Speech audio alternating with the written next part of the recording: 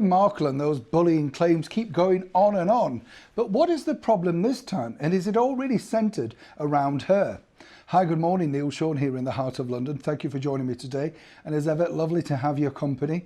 Hope you're all keeping well. And as ever, I have to say, welcome one and all brand new subscribers. We're getting quite a few over this period. I thought everybody'd be on holiday at this point now. Perhaps we're all just trapped in self-isolation.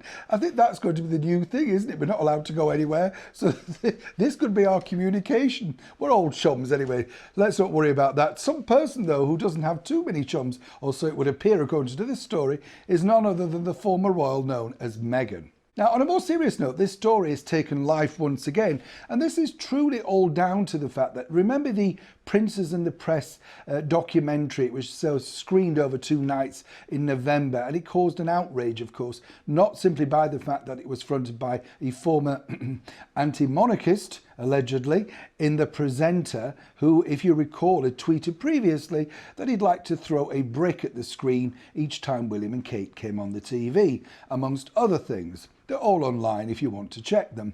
But apparently, according to the BBC, they think he's a fine person to front this particular documentary. It does appear also that he's chums with a couple of Meghan's friends. So again, totally unbiased, as you could imagine, in the mainstream media. More interesting to note, though, that they interviewed the Duchess of Sussex's lawyer, who spoke openly about, how casual things can go wrong with bullying, that sort of stuff.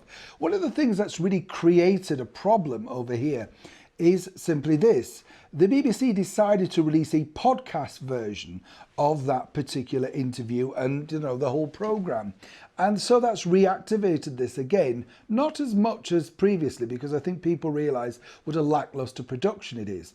One of the things that I find particularly strange, though, is that the Duchess of Sussex's lawyer was interviewed. I mean, this is an ongoing investigation within palace walls, as it were. Now, if you remember, our gracious Majesty the Queen uttered that very now famous reference, recollections may vary, and that this will be dealt with privately within the family.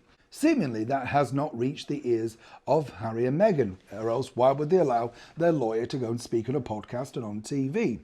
It is rather damaging, though, because, as I say, this particular investigation has not concluded. It's still ongoing.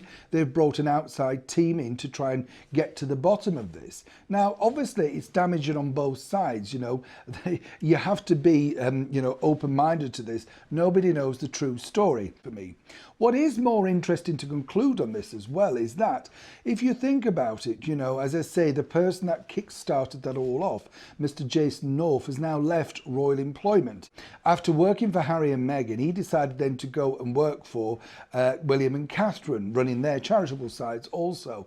But now he's gone. He's, left the company, as it were, and will be returning somewhere to an unknown destination. Not quite sure what job he's going to get after this, but he really opened that can of worms.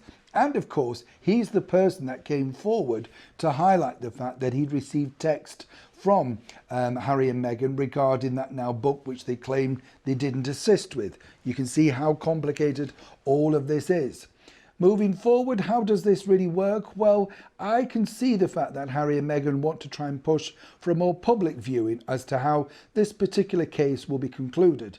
I suspect, and I'm telling you first here on the show, that I believe we'll never truly find out the end result to those particular claims, which were made initially, of course, on TV and then were highlighted in the media.